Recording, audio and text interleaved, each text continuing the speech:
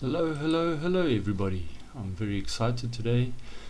It's a new look video today. I'm also starting a new series on my channel.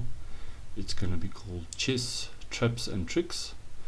I'm sure all of you have heard of the 4-move checkmate, or also known as the scholar's checkmate. Today we're going to look at a trap that black can play against the scholar's mate or the 4-move checkmate.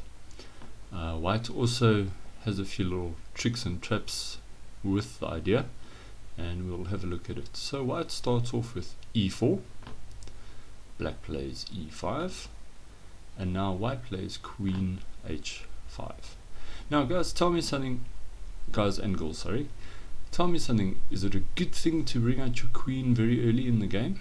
Now the general rule when I was starting out, when I was younger, was to not bring out the queen too soon, because she can be attacked quite easily.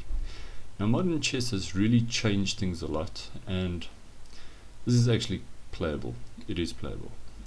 Now the first little trick here is, if black doesn't think carefully and he plays g6, white can play queen takes e5, forking the king and the rook, and this is already a very big problem for black. Now what we can also learn from this little trick quickly is that whenever your opponent makes a move, he played queen h5, you should always look what is white attacking. So who can tell me what is white attacking here? Well, white is attacking this pawn on e5. So we need to protect this guy. We have to protect him. If we don't, it's a problem.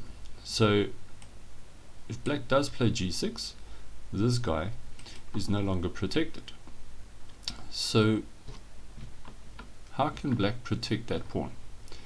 Quite simply by developing a piece and bringing his knight out. Okay. Now white plays bishop c4, setting up the famous 4-move checkmate or scholar's mate. He wants to capture on that square over there with the queen. Notice these two pieces are busy ganging up on this poor little pawn on f7. Okay. Now, remember, what did we just learn? When your opponent makes a move, you have to ask yourself, what is he threatening? He's threatening to take this pawn. So we need to defend him from taking this pawn. So if we don't protect this square over here, let's say for example black plays here, attacking the queen and bringing his knight out, then white would simply do his little trap, which is queen takes f7, checkmate. And that's the 4-move checkmate, also known as the scholar's mate. So what is the right move for black? The right move for black is to play g6. Now g6 doesn't protect this pawn over here. What it does do though is it blocks the queen's line to the square over here. So by moving the pawn in front, it blocks the queen's line. So white plays queen f3. Now he's aiming for the same thing yet again, attacking this little guy. Now it's perfectly normal and correct to play knight f6, getting a piece out, and again we're blocking the queen's line to that pawn over there. Alright? Now up to this point, this is still very playable for white even. Okay? But white's trick or trap that he was aiming for, which was the 4-move checkmate, hasn't worked at all.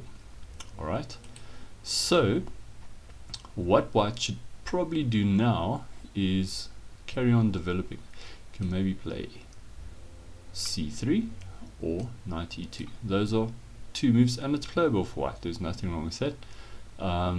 Grandmaster Nakamura has played this a couple of times, and also the great The Butcher, okay, fellow streamer, he plays this opening quite a lot for white. Strong believer of it, and he's caught some nice people with this little trick. Alright, so now from this point on, this is where it starts getting interesting.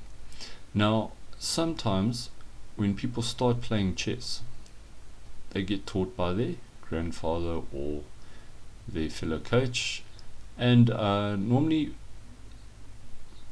the grandparents aim for even more attacks, so they go for the move queen b3. Now queen b3 is not very good. Okay, the idea is to create a battery on the square yet again, but now moving the queen from there to there, then back to there, and then to there is just too much. So instead,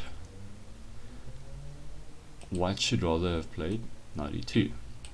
Okay, but now this is where we get to try our trick. Now black's got a very nice little trick. He plays knight d4, not even protecting this pawn over here. Okay, he just leaves the pawn. White could capture. So what happens if white does capture this pawn? Let's have a look. Bishop takes pawn, check.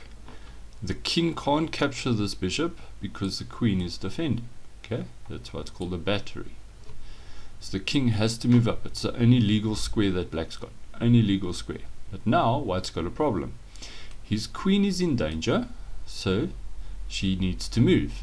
Now if the queen moves off this line over here, then this bishop is no longer protected. Now if the bishop's not protected, the king will just be able to take it. So the queen's got to stay on these white squares. Now let's have a look. Can the queen move to the square over there? No, the queen can't. If the queen moves there, the knight would be able to take, or the pawn would be able to take. Can the queen move to that square? No, she can't. If she moves to that square, the knight would be able to take. Can the queen move to that square? Yes, she can. Okay, so the queen moves to that square, but then black's got b5.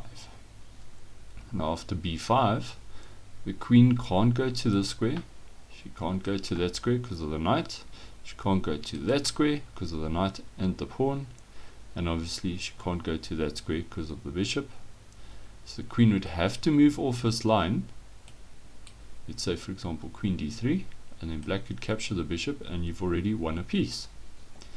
So after knight d4, white's got to move his queen. It's got to. So let's say for example white moves the queen to c3.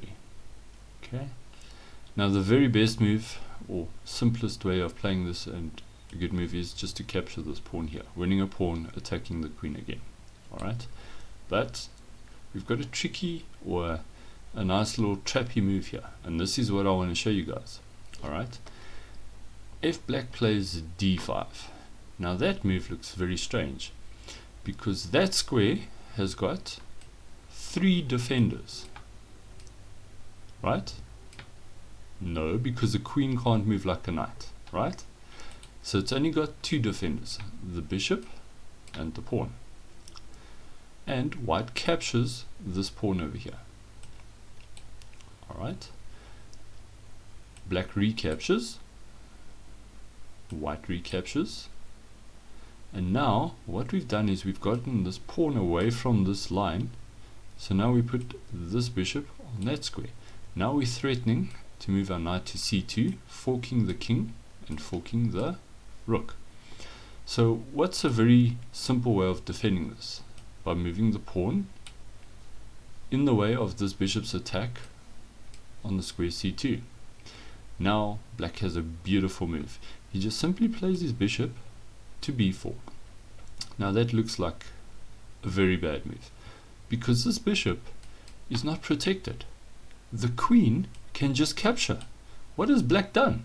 Just given away a bishop? No. This is the whole part of the trick, the whole part of the plan. We want this queen on the square. Can you notice what black's going to do now? Let me give you guys a second or two to think about this.